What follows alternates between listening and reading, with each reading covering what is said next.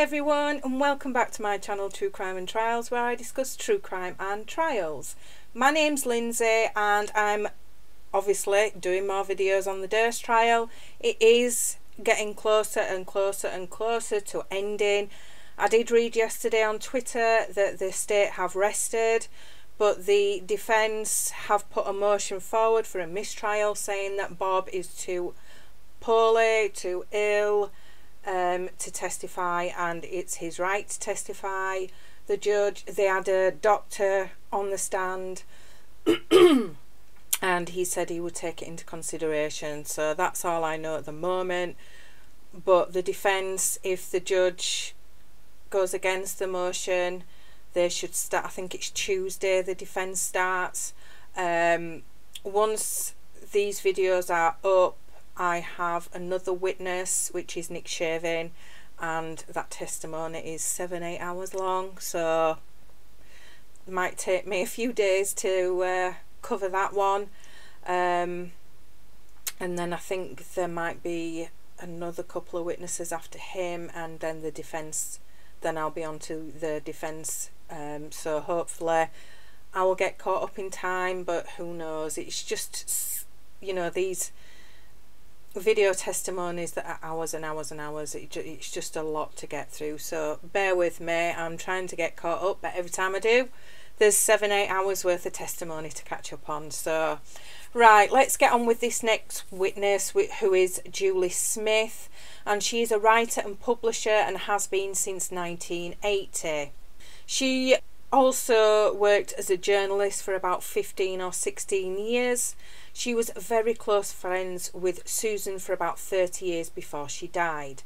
Julie met Susan when she worked for the Chronicle on the court beat, and Susan came to work as a new reporter for their rival paper, The Examiner, and Susan had been assigned to the court beat for a day.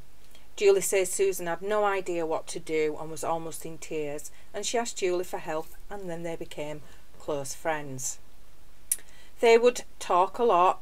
She says it was maybe once every couple of weeks or once a month, or they could spend a week together. Julie is then asked to describe Susan's personality, and we know how this goes. And she says she was an extremely complex person, which we've heard before, and she was difficult, but she was really smart and could be a lot of fun. Julie then says that Susan was a very twisty and turny kind of friend. Then she also says that Susan was also someone who could call and be terribly upset, and you would have to take care of her, but then she would take care of you sometimes. When asked about Susan's phobias, Julie initially says that Susan has more phobias than she had fingers and toes, probably. But then she backtracks and says that's not actually true. There were probably only 4 or 5, but they were very strong ones, and they were uppermost in her mind.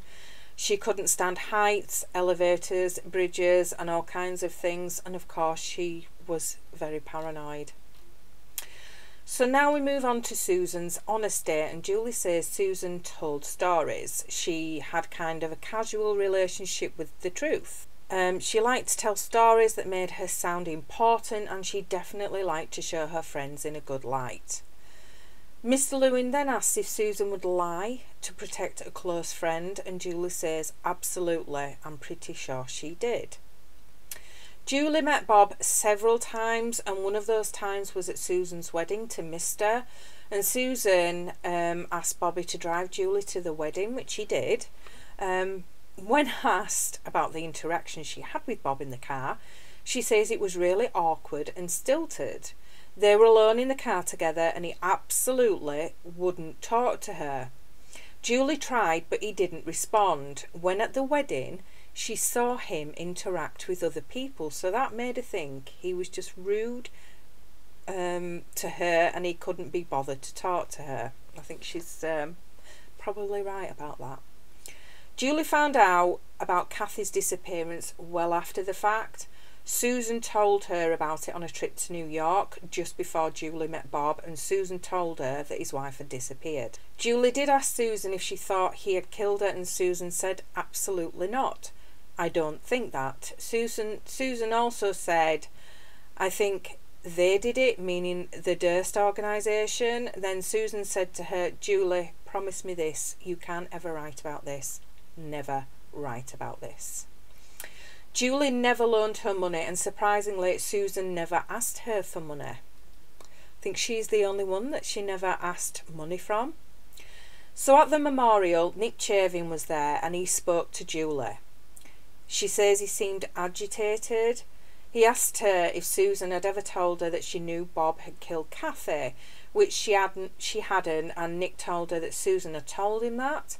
She said, Bobby is our friend and we love him and we just have to overlook that, but Bobby killed Kathy. Julie feels that Susan wouldn't have told her anything like that or told her anything about her providing an alibi for Bob, because Susan knew that Julie would have reported it to the police. So the cross-examination. The defence begins by asking Julie if Susan was a very dramatic person, which she agrees with. Susan would call her and she would talk about a problem that she was having, and her answer was going to be to get in the bathtub with a hairdryer. Now and then Julie felt that Susan could be truly suicidal, and that's when Julie took her to New York City to get help.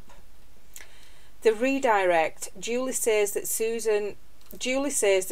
she can see Susan lying to protect Bob, but she wouldn't lie to incriminate him. So there we go. Another friend of Susan's, confirming what everybody else has said about her personality and her phobias, about her being a storyteller, but also confirming that, you know, she would protect her friends, but she wouldn't lie about something as serious as this. So there we go. I'll be back with more in the next video. So until then, bye for now.